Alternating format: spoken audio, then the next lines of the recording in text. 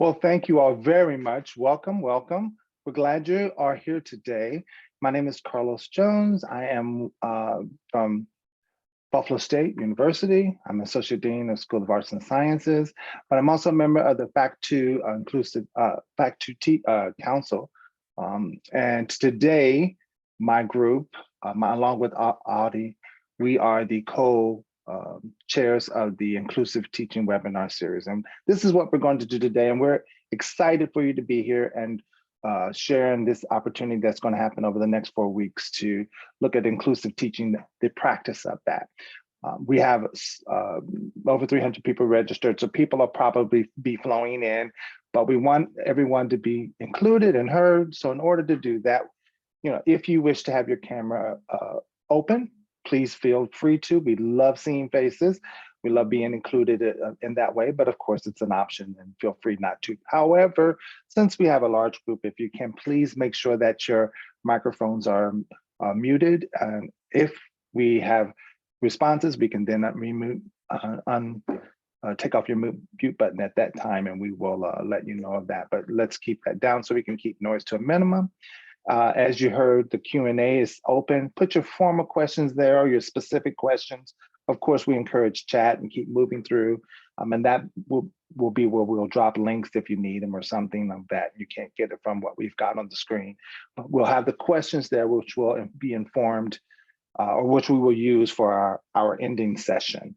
I'm sorry, the end of our session. We'll go back to them and get them as many as we can. We're also using those as a means to archive and figure out this information so we can pull it and divide it and respond and to give you further information throughout the session. So put those questions there. Thank you very much.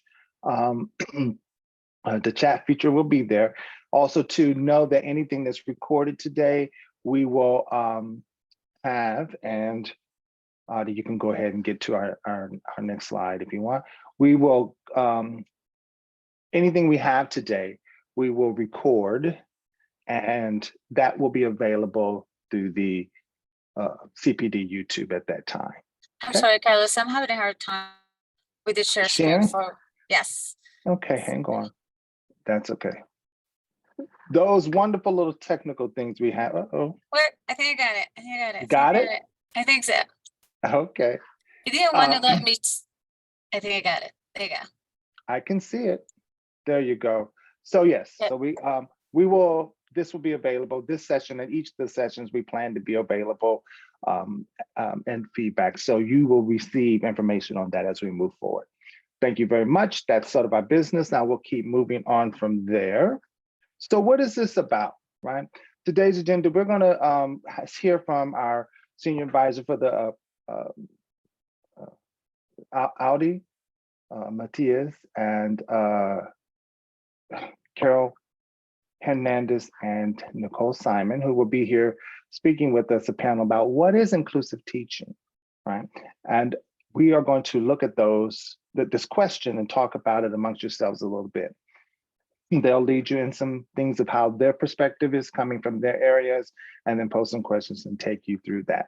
The Fact2 Inclusive Teaching Group has been working on identifying pedagogies and instructional design strategies to create inclusive learning environments and documenting examples of this across SUNY. Our goal was to do that. We're still collecting our best practices and we're putting them together, but we also want to know from the community and what they're doing. So this is a kickoff and then lead to that. We've been working now for a couple of years to kind of get to this point, which will also lead to our CIT conference, which you'll hear about later on in the session. Okay, all the presentations and the interaction in this webinar is all about culminating and pulling that. We fully expect or hope that it will inspire you, or you will think of something that maybe you knew or didn't know that is happening, and you might want to share that or add or give us links to and keep compiling. So we hope this is ongoing. All right, but that is exactly what we were doing. So at that point, I'm going to turn this over, because I think I got my main points out, to our moderator for today, who is Dr. Anima Matias, PhD. She is the senior advisor for the provost and associate professor at Empire State University. I will let her take this over to introduce our panel today, and they will take off, and I will speak with you a little bit later. Thank you and welcome again. Thank you, Carlos. And I'm going to quiz you on how you pronounce my name. I'm kidding. I'm kidding. Good afternoon, everyone. I'm Adi Matias, Senior Advisor to the Provost at Empire State University, as Carlos mentioned, and I use she, her, and ella as my pronouns. Thank you all for joining us again. I know there are a lot of us in here from all across the state, and we're very, very, very excited. So please, if at any time you cannot hear the slides and or what we're saying or hear what we're saying, please do let us know or use the chat for that. I just want to mention that. I'll be moderating the first of the 4 webinars sponsored by the SUNY Faculty Advisory Council on Teaching and Technology, also known as FACT2. And I'm sure that many of you know about FACT2. And the SUNY Center for Professional Development, or SUNY CPD, and the FACT2 Inclusive Teaching Task Group, which Carlos and I both co-chair. And the members of the panel today are part of that group as well. So when we started planning this webinar series, the task group members wanted to make sure that we started this series by giving attendees an opportunity to reflect on the meaning of inclusive teaching and learning and how it can improve the learning environment for all our students, right? I think that's the one take I think that everyone should have. We're doing these as a community to build that community, to make sure that we support our students, all of our students. So, but before we get started with the conversation portion of today's event, I would like to invite Nicole and Carol to say hello and share a bit about their roles with us. So I think you should be able to unmute and talk. What about we start with Nicole? Hi, everyone. Nicole Simon from Nassau Community College. I'm a STEM professor, and I'm also an assessment fellow, and I'm also part of the FACT2 Council for Inclusive Teaching. And when I think about inclusive teaching, I think about creating a safe and brave environment where our students can be heard, where they have voice, where they have agency, and when they are extremely represented in all facets of learning. As an instructional designer, I really strive to make sure that my classes hit every aspect that I possibly can to make sure that my students are included in every portion of the course, and I welcome feedback from my students to make sure that I can keep improving on my courses. Thank you, Nicole. And I just realized we still have the slides, so we have the role in there in case, you know, I know it's a lot of information. Carol, what about you? Yes. Hi, everyone. Thank you for having me. My name is Carol Hernandez. I'm a senior instructional designer and faculty developer at Stony Brook University. And when I think of inclusive teaching, I think about all of the faculty that I work with as they are working on their pedagogy, and how we're all coming from different places in our understanding of what inclusive teaching is and how we can do it in our classrooms. And so what I think about is power. Who has power? Who doesn't have power? How is power shared? And to me, that's a good way to talk about inclusive teaching. Thanks. Thank you. A lot of important words that just came out in this brief introduction. And now, because we want to be inclusive, right? And make sure that we do receive information. It's not only the 3 of us talking for the next couple of minutes. We would like to invite you to share with us 1 or 2 words using the QR code on the screen. It should be working. I just tested. Or joining from the slido.com website using the code 4271303. And please do let me know if it's not activated. I shared a minute ago and it should be good. And we want to hear from you. Could you please share with us 1 or 2 words, a barrier to becoming an inclusive instructor? And again, trying to see and setting the tone. And I will put the thing back in here. There you go. Let's just wait a couple of seconds so people can start typing and getting to the screen. And if I look to the side, I apologize, that's where my other screen is. Time, fear, ooh, those are important.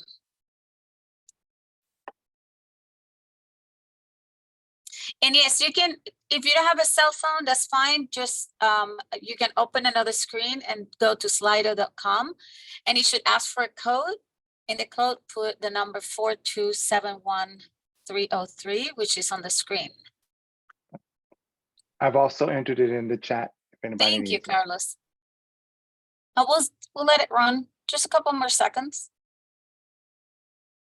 Any thoughts, Nicole or Carol, about the themes that are coming up in the poll?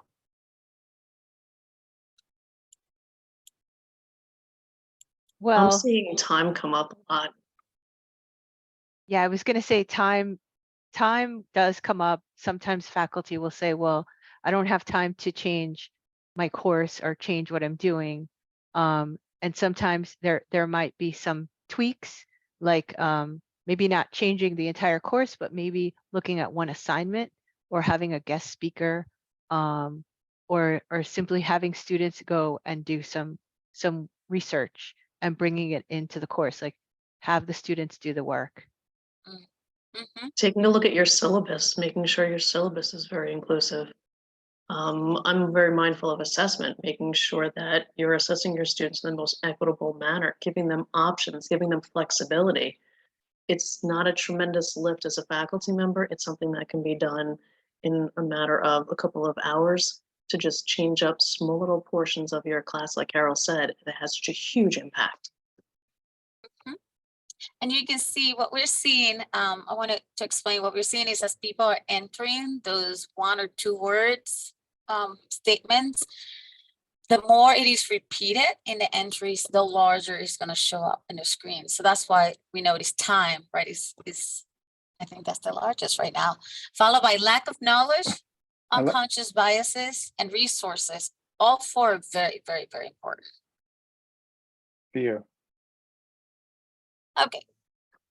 So let's see. Fear is another one. Yes, that keep coming up and down. I think there's people still typing. But maybe let's just keep in mind time, unconscious bias, and I should probably take notes of these so we don't forget. I see Unconscious biases, exhaustion.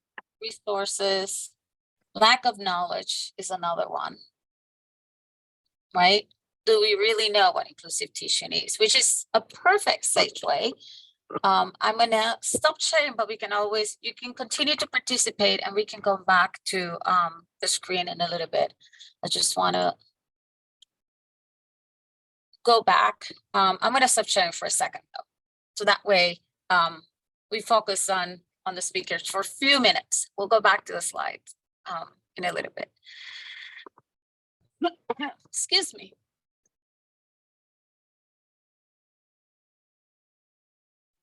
Technology and human error today. Anyways, so thank you so much. So time, unconscious bias, resources, lack of knowledge, fear, right?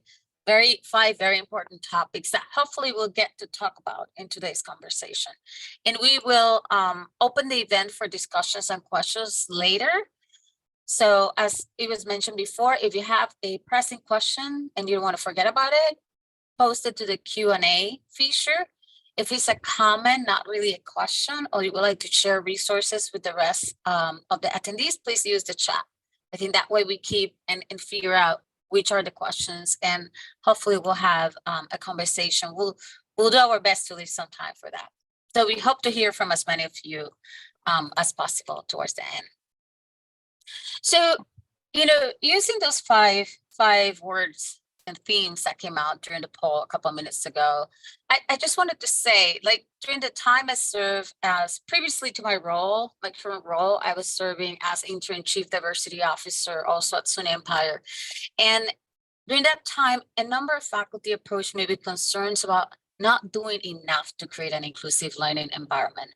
So I want to mention here that for us, this is a non-judgment or judgment-free zone. So please do feel to ask your questions and make comments as you feel, right? We are not judging anyone here. This is a common question, right? Am I doing enough? do I really understand what inclusive teaching is? So with the overwhelming amount of responsibilities and duties, sometimes, as we know, it's hard for faculty members and instructor designers and administrators really to take the time to digest what we're doing and take time to reflect, right? So as a result, time, resources, lack of knowledge, fear. So now I want to ask Carol and Nicole, you both have very different perspective. As faculty members and instructor designers, administrators, and you allude to it in the welcome a little bit, but in your field of expertise, what does inclusive pedagogy look like? If someone come to you and say, I don't know if I really understand what inclusive teaching is, right? What you will tell that person? I see Carol on the screen. You want to go ahead first? Sure. So sometimes it helps to flip the word. So maybe let's think about what exclusive teaching looks like, or gatekeeping, or making people feel that they're not, they shouldn't be in that space, or that they can't succeed in that space. And, basically the literature tells us that students of color or students who are from marginalized communities often feel that way because they don't understand the jargon. Maybe their parents are not, have a college background. Maybe they don't see professionals in their field that look like them. So if we talk about what it means to exclude people, then maybe we can get an idea of what it means to include people. And, yes, it can be about race and culture and ethnicity and language. Those are some big ones, and those are sometimes hard to grapple with, depending on your own positionality. It can also mean accessibility. It can be something as small as, do you turn on your captions? So small things like that. And sometimes it can also mean, as the instructor, as a faculty member, if I acknowledge my identities, not necessarily am I forcing anybody else to do that, but if I acknowledge mine, I'm making it possible for other people to do that as well. If I acknowledge, my identities and my languages, that could make it easier for my students. So I hope that gives you something, at least some way to look at it. Thanks. Thank you. And I'm taking notes of a few themes that you mentioned that are important to come back to. Nicole. I think making sure that we have a very socially just learning environment, equitable environment, making sure that all learners have opportunities to demonstrate their achievements, their ability, excuse me, to achieve that. I come from a two-year community college where our students are coming from marginalized and underrepresented backgrounds, and our campus is situated in a very affluent community. So just being able to understand that power dynamic, they're coming to our campus with this understanding that here's privilege, here's power, here's money. They don't necessarily feel that they belong in that environment. So from day one, they're already taking a step back saying, I don't know if I belong. And just shifting that mentality that we're here to learn. I didn't put our campus where we're located. You chose to be here. I chose to teach all of you, and just creating that welcoming environment that let's forget about all the background noise and focus on what we can do to succeed. There's very much a we in education. It's not me teaching you, it's us learning together. So I want to share a couple of definitions of inclusive teaching just to show how inclusive teaching can be defined in several ways, right? It's a very broad term, and you see it on the response that both Nicole and Carol gave, right, from their own perspective and different roles that they have. But I want to follow up on that last point, Nicole. You're talking about belonging, right? That's such a hot topic too, when we're talking about creating that welcoming environment, making sure students feel like they belong. What do you do as a faculty member to make sure students feel, and by the way, make sure to link it back to your discipline, which is not a discipline that many faculty or higher education members would think of like very embracing of identity and belonging in the classroom. So I'm curious to hear what you have to say. I teach in the STEM fields, and I know when I was a student, there wasn't a lot of representation of females. And just being mindful of that look at how far I've come because of the work I've done, and not listening to no, and not taking a look at those barriers, just trying to filter them out. I know it's very difficult to tell a student, just ignore the outside world and focus on your best self, but being able to acknowledge that this exists. I mean, how many of you day one just welcome your students back? I mean, you just don't even think about that, right? Hopefully it's just automatic for us, but making sure that you welcome back the students, the new students and the returning students, making sure that you're mindful that they chose to come back, they chose to be here, and making sure that the students are just aware that they are represented throughout your course material, throughout your teaching, throughout your textbook, making sure that they have that voice and that agency, that ability to just not be heard, but be, I guess, mindful of how they're heard, making sure you're engaging intersectionality, that you're very authentic in what you're saying, but more importantly, that when they have a voice, it's respected. They're saying something that is meaningful, whether it's right or wrong, the fact that they chose to speak up in class and the fact that they are sharing their thoughts and their ideas, that has a place in your world, and it has a place in your class, and it has a place where we need to hear it. And I have a follow-up question because I always do. But before I wanted to say though, I forgot to mention at the beginning, these webinar week 1 is a very different format from the next 3. So for the next 3, we're going to be looking at specific examples from faculty across SUNY. This one, we wanted to make it more of an engaging conversation, and we'll ask you to join at the end. So something to keep in mind. But Nicole, can you give me a specific example of how do you use identity in your classroom? Like how do I get, because I'm always curious, right? I work with the math department. I'm a geologist and environmental scientist myself, right? How do you incorporate identity, something like STEM teaching? When I take a look at the resources that I use, I make sure that they are very representative, or as representative as possible, making sure that scientists from all walks of life are incorporated into my lectures and my activities and my assignments, making sure that students are doing as much original research and bringing it back to their environment, their shared experiences, and how this can help. I am fortunate enough to teach non-majors, so I love that ability because I have students from all different disciplines to be able to say, and how does this relate back to your discipline, and how can you use this in your world going forward? Making sure that students have that ability to just not have, I hate to say, but the old white male that has predominantly been shown in our textbooks, making sure that every walk of life, everybody is represented. Thank you. And it's that representation is important. When I teach historical geology, I love asking students to actually look for those historical figures that set the foundation for geology. And they're always amazed to see that there are a handful of women that did a lot of work and never received recognition, right? So that's very, very important. Thank you so much, Nicole. Carol, I'm going to ask you a similar question, right? But from the perspective of an instructional designer who helps faculty to work, right?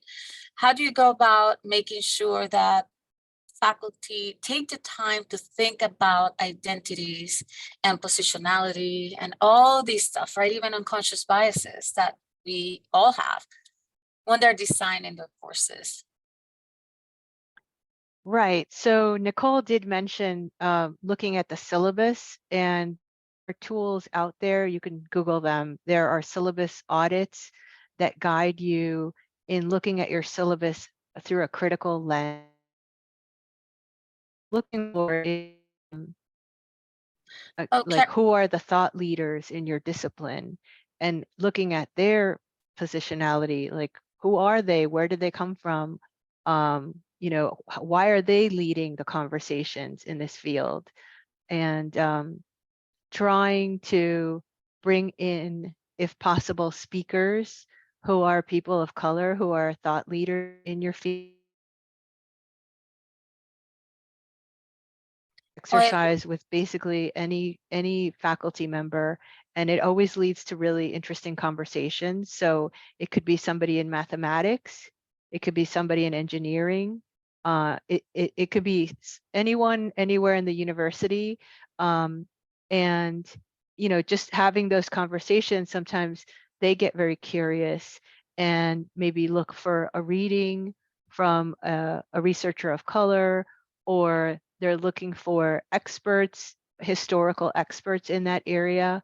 And there are resources through the databases in our library so that those readings or videos or whatever teaching artifacts, we can find them, and they're no cost to students because they're already paying to have access to the library resources. Which is another way of being inclusive, right? Like thinking about the cost of resources to students. And I would just say also, like, I'd offer a challenge, which is, look for an article in your field that discusses race or discusses inequality in your field. And, I would say sometimes we have to see ourselves as learners too, not just educators, but learners, and be open to new information and question our assumptions. And those are things I can do with any faculty member. Thank you. And I missed a little bit. I think your signal is going in and out, but I think we captured the majority of it, so that's good. Now, so I guess a follow-up on more, again, when you're working with the faculty, and you gave great examples of things that could be implemented with low resources, right? Utilizing the library, the open education, thinking about cost, the syllabus, which we're not going to talk too much about that because I believe there's an example next week about that. So I don't want to give it all away. But so, like you said, we need to think about us educators being also learners, right? I'm a faculty member, but I also learn, right? I should be learning as we go. What are some practices you would recommend to faculty who seek to build an inclusive and equitable learning environment? What I should be doing to make sure that I'm on the right track? Mm-hmm. Well, so one thing that you can do is to ask your students. So you could make some kind of like an anonymous survey or anonymous poll and send it to your students and ask them for some feedback in regards to maybe an equity framework, or look at what we're doing in class. What do you feel is missing? What do you feel we're not discussing that's important to you and important to your professional goals? And making it anonymous lets students be candid with you, because you have to be mindful that there is a power dynamic. You as the instructor, you're setting the tone, but you're also in some regards controlling the conversation. So making it an anonymous survey will allow you to get some feedback that that maybe you wouldn't get otherwise. And then actually putting into practice builds trust with students, because if you then respond to some of that feedback, it does show a collaborative spirit, and that's what we're aiming for. We want to see our students transform, but I think we have to model for them that we're open to transformation as well. Thank you. And in that survey, I'm thinking it's not really, well, it could be the content, I guess, but it's also about the delivery, not about you personally, right? But about that inclusiveness and how they feel relative to their own identity represented in the course, correct? More than, so this is completely different from T-sheet evaluations. That's what I'm trying to get at. Yes, and I would say too that maybe you want to do this early in the semester, like week 2 or so, and it could be part of just getting to know your students. And you're right, DEI teaching is really about how you do it, right? It's the how, it's not the what. It's not, are you teaching math? Are you teaching chemistry? But how are you teaching it? And so it does require a little bit of a different mindset. And I think, sometimes that's hard, right? It's hard because I think we all want to be inclusive, but we also know we've got to cover the material, and we don't have time, and we're exhausted, and we have a lot of demands. And it's not necessarily doing more stuff. It's just doing what you're doing a little differently. Thank you. Nicole, so what have you done, like, for your own practice, right? To make sure that you're seeking that inclusive and equitable learning environment? What have you done for you as a faculty member, as an individual? When you think STEM, you think very single-minded of a person. And I don't mean to be this negative, but we are what we are, we embrace that. But just getting out of your own comfort zone, being flexible. First, and I agree with Carol, asking what your students need. It's not just about course material, it's course delivery. What works best for their learning? I mean, I teach an online course and I know what works best for my world, but it's not necessarily when my students work best. So I need to know within the first week, what is the better day for you to take exams or to hand in homework? What works? Because I can easily flip the calendar, not a problem. That's just a small little tweak, making sure that when you have your lecture material, making sure if you're going to use slides, that students have access to it. If you're going to record a video, making sure it's closed caption, giving them transcripts. It's not just about the students who you typically think would need them, it's the neurodiverse students, or it's the students who have low bandwidth where it's not easy to watch a video. Maybe they can take those notes and they can take that transcript offline and use a little bit less bandwidth to learn. Being flexible in your assessment of assignments, making it very low stakes, very high stakes, and somewhere in the middle, but also being very flexible in how you get your material from your students and your homeworks. I mean, I get homework every which way from my students, and I tell them as long as I can access it, I'm fine with it. The student that sends you a link to a Google Doc and you realize, wait a minute, I don't even have access to it. You don't penalize a student, you just gently tell them, hey, can I get access so I can grade your assignment? It was in on time. It's just, a small little minor glitch on their part. Not a big deal. Just making sure that students feel comfortable that you want them to be there and you want them to succeed from day one. Thank you. And I'm trying to read the chat here and there at the same time, try to capture what's there. And I noticed there's a comment, Jackie McKinley say, who is in class? The survey, right? A survey, who's in class? That's a very quick way of, and by the way, you can do that face-to-face, hybrid, fully online, right? Just getting to know the students. In my classes, I tend to do a lot of icebreakers that involve their own experiences with whatever the topic is, right? When I'm teaching natural disasters, I ask about what specific natural disaster comes to mind, right? That they have experienced, and then take it into a short presentation, nothing formal, right? Of them explaining how that affects them as individuals, right? We're going to learn about natural disasters and the science behind, but I also want to know how their own identity is affected by these events. So I think that who's in class survey is a great way. You can do it in so many different ways, regardless of the discipline, right? That shared experience is important. I actually wanted to touch on something, and it might have been mentioned, but I don't remember right now, is the opportunity to take time to reflect as a faculty member. I don't know about the rest of the attendees, but it's very hard for me, right? We go from meeting to classroom to meeting, classroom, and there you go, grading, and there's no time. So I think it's very important, particularly if you feel like you're lost and you have no idea what inclusive teaching is, to take time to pause and then try to see what's out there. There's so many online resources. If you want to learn more about your own unconscious biases, there are surveys that you can take. There are resources by the different larger institutions, some of them for SUNY, some are not SUNY, that you can watch. And there's also books that we can definitely engage to, and reach out to other faculties in your own campus and or outside in the SUNY Center, right? I know that SUNY CPD has wonderful webinars and courses and all that we can utilize. So don't forget to take that time just to think, right, how everything is evolving around. There's so many things going on outside of the classroom and how they reflect inside of the classroom.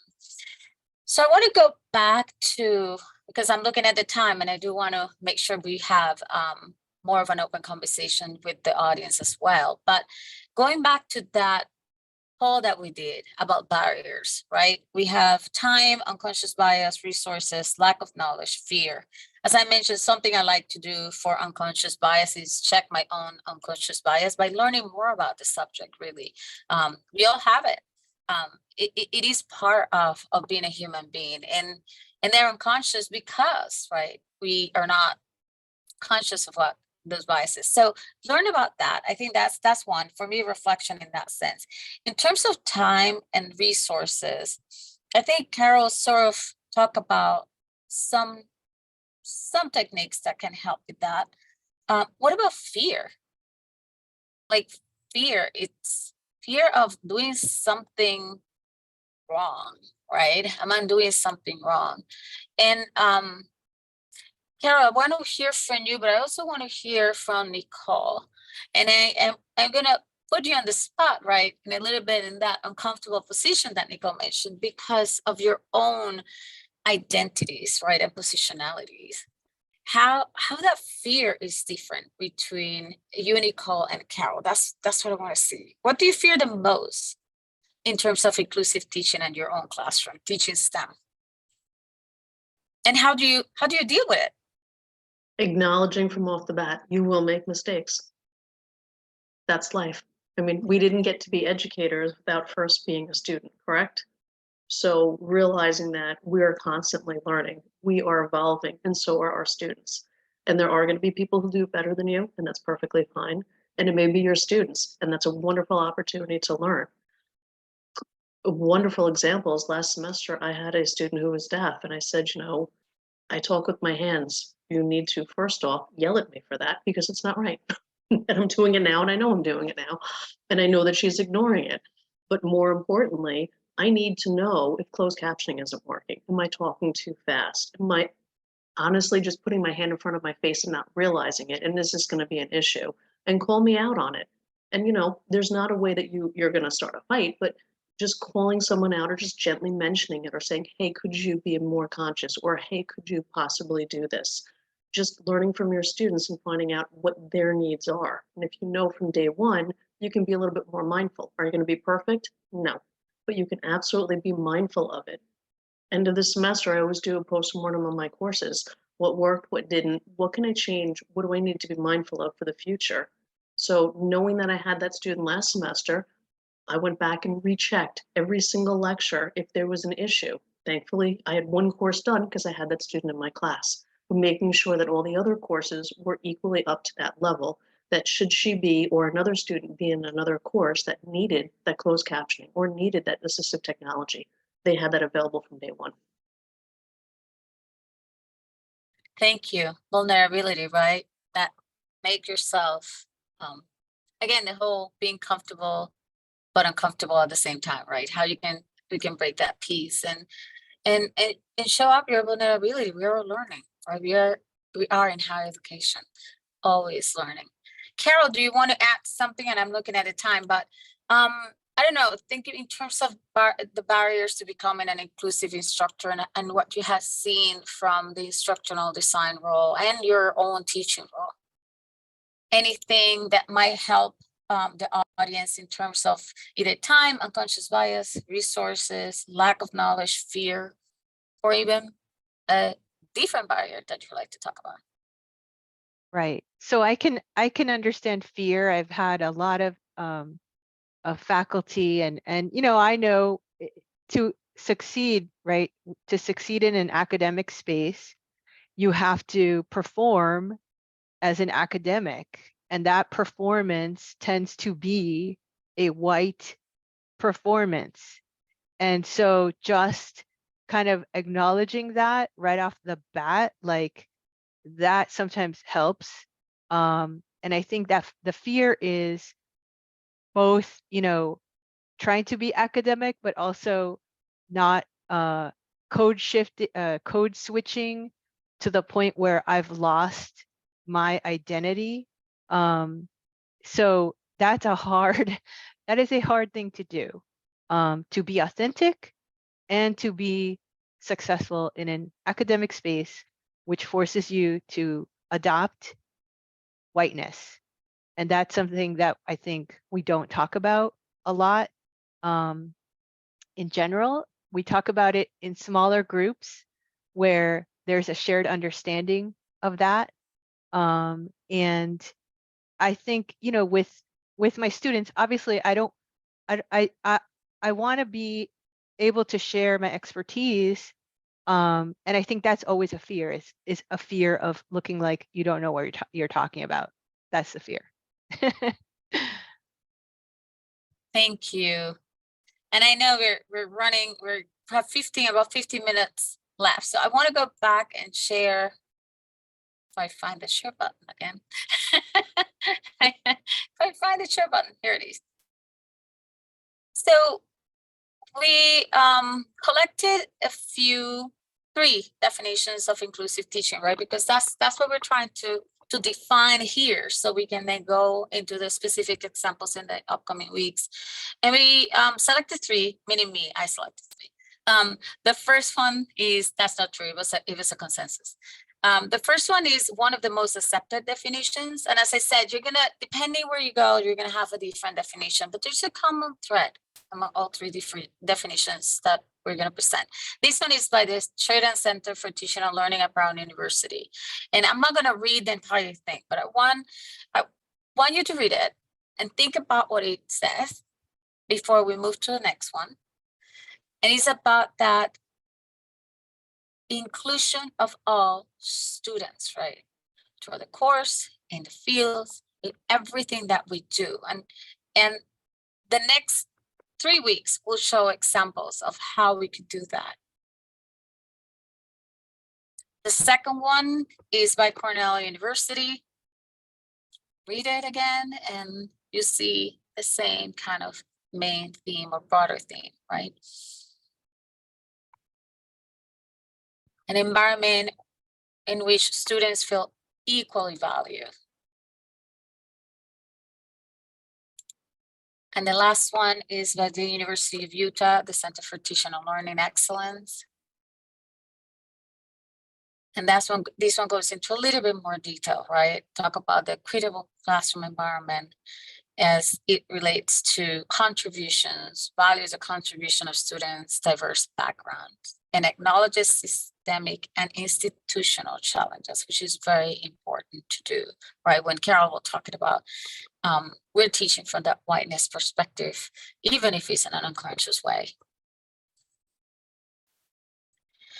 So we do want to have questions as we go because I know what happened at the end. Everyone just jumps out because they have meeting. I do want to share this QR code, and the URL is on the bottom. If anyone doesn't have a phone, tinyurl.com/inclusive teaching Jamboard.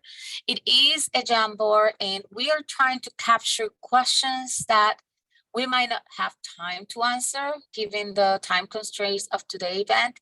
And the hope is that we can use these questions that you're posting in the Jamboard in the future, the next 3 weeks, and also for our pre-conference workshop in CIT. So I'm gonna leave this here for a couple of seconds, and at some point I'll take it down for a few minutes. But I want to open the floor for Q&A, and I'm not sure, I can't see much because I'm sharing. So I think Hope said she will moderate, but we do have the Q&A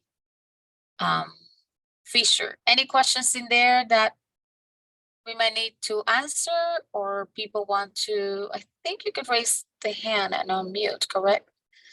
Right. Yeah. Sorry, this is Malay from GCC. I'm so sorry for coming in late. I had a student. That's fine. But one of the things that I was flying through the chat and looking at is sometimes we don't acknowledge the sensitive way to say this, the behaviors that can happen between a Black student and a biracial student. My daughter is biracial and she has recently experienced, you are not Black enough on one end and you are not white enough. And having mostly white instructors, they don't understand that. So it would be great if there was literature out there for us as educators to better understand that type of action behavior and the negativity it causes in the learning environment.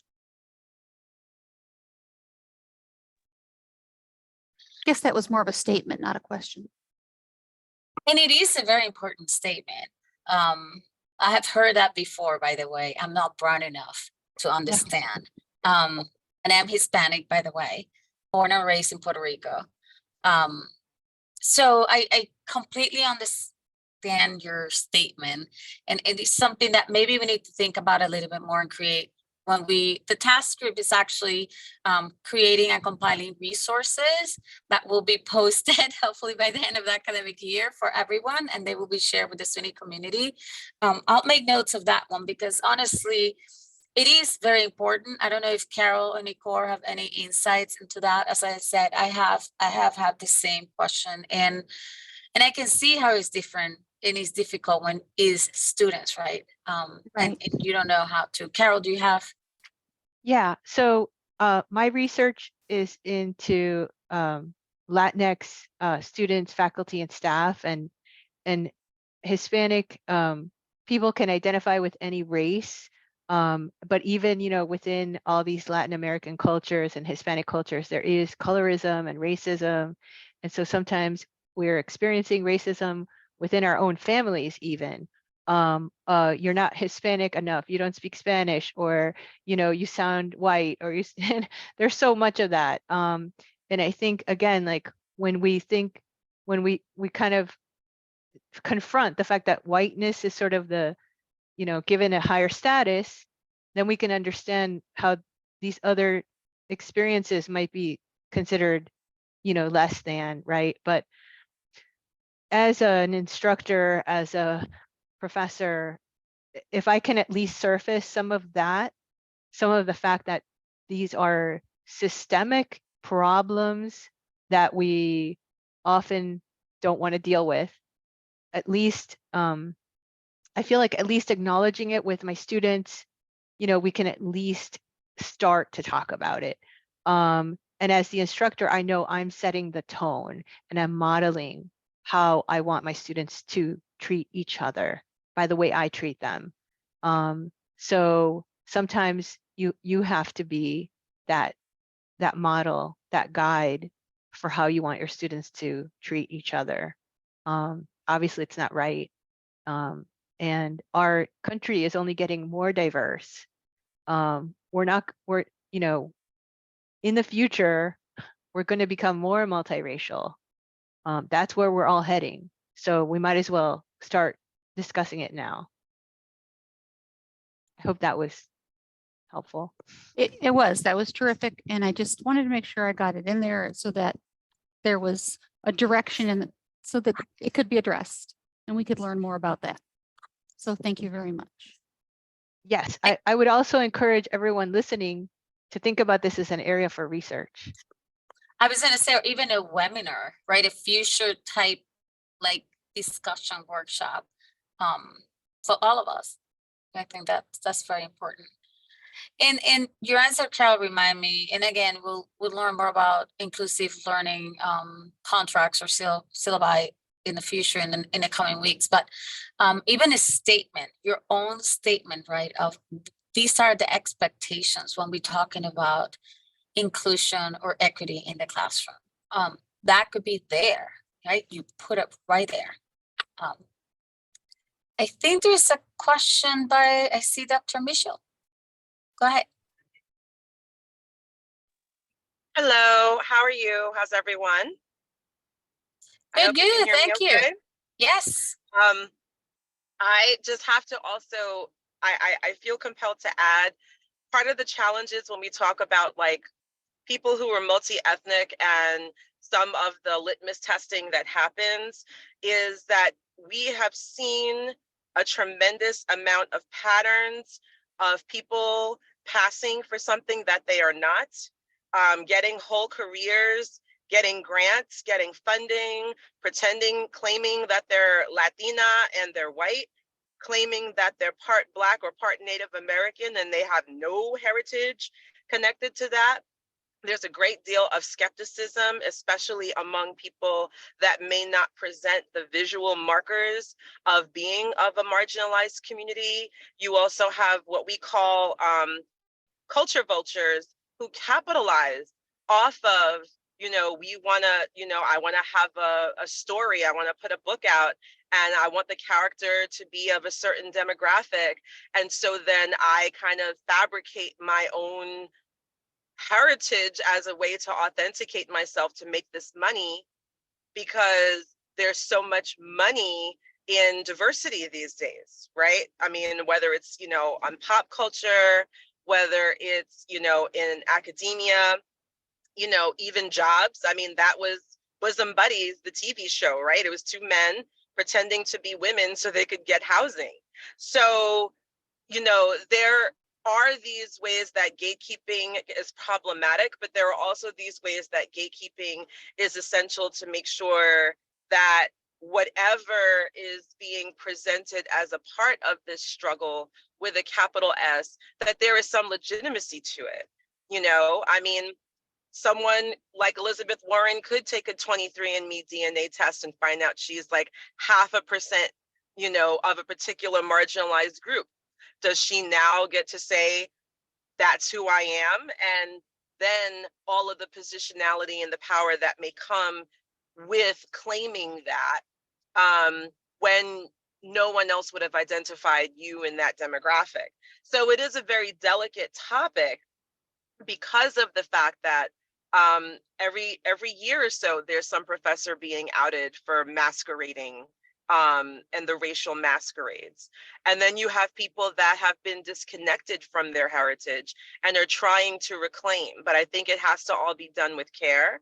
And those conversations have to be curated in a way that doesn't strip people of their experiences or of their humanity.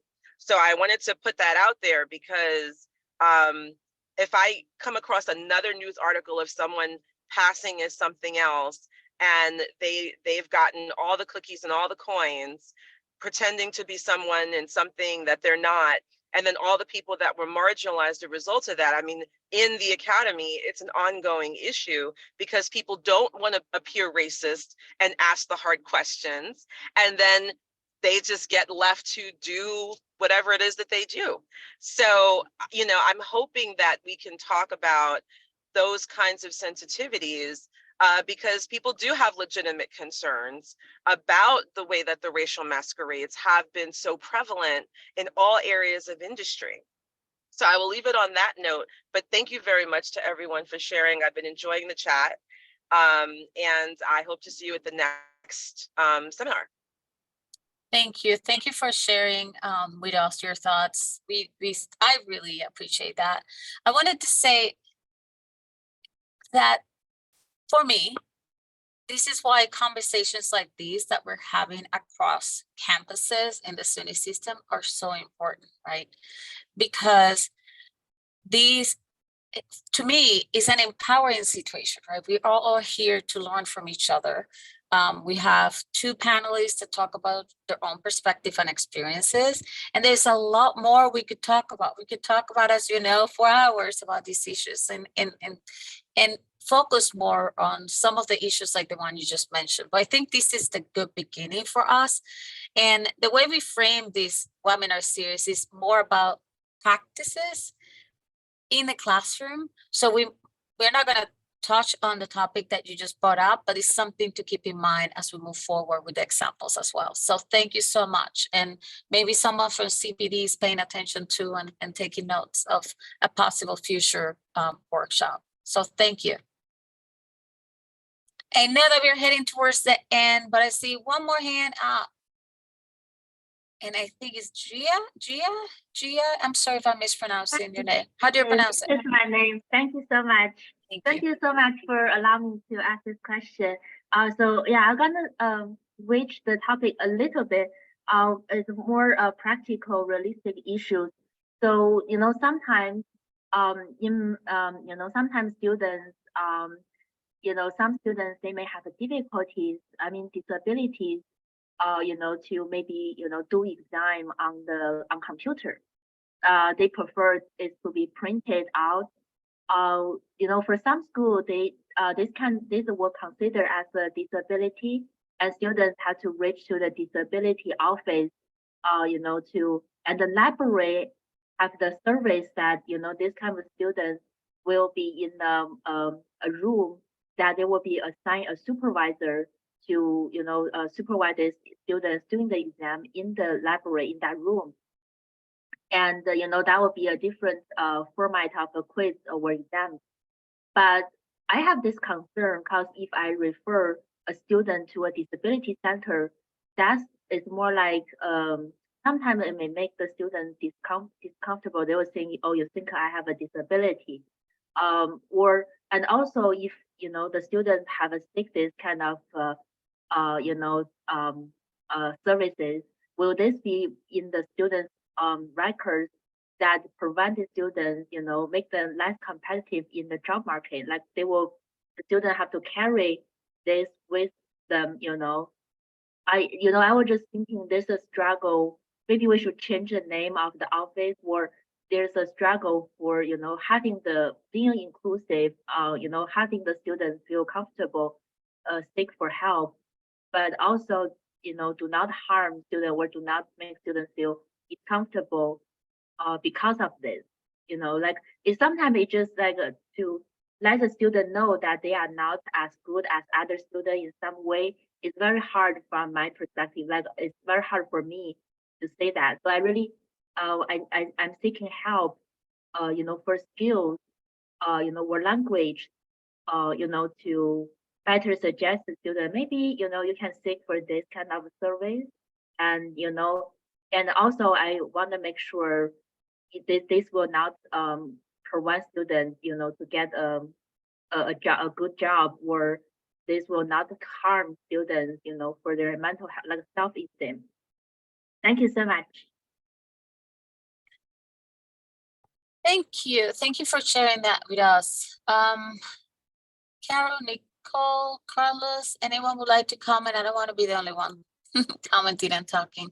No, Yes, I was going to jump in and say that I know if people have to roll and move, I've put into the chat webinar registration. We are around next week, but we'll have specific examples. We'll hear about inclusive syllabi and welcoming statements, and also the CIT conference, where we're doing an actual pre-conference workshop on how to start building your course and making your course into that. So that's in the chat. Please comment. We'll continue out. And those of you that need to move on, thank you so much. But those who want to continue, if you have a couple more things, I'll let you kind of close that out. Carol, what are you going to comment on? Yeah, I would just say quickly, I would encourage you to work with your, if you have an instructional designer at your campus, I would work with them. And I would also just know that, yes, many students don't want to disclose because they don't want people to know.